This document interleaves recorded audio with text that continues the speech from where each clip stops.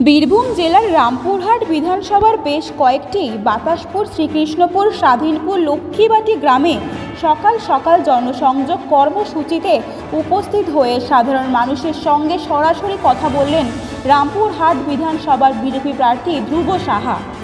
গ্রামের মা বোনেরা পদ্মের মালা পরিয়ে গ্রামে বরণ করলেন বিজেপি প্রার্থী ধ্রুব সাহাকে।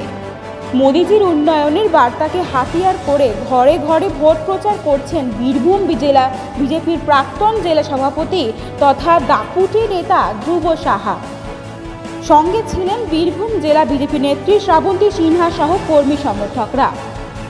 ব্যুরো রিপোর্ট, বাংলার কণ্ঠ।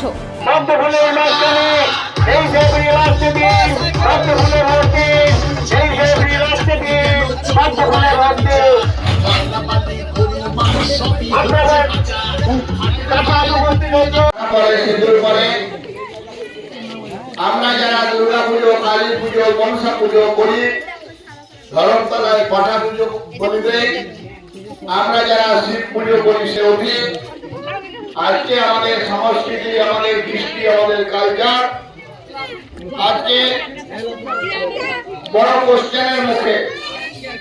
রাজ্যের সরকার এবং তার দল যেভাবে একটা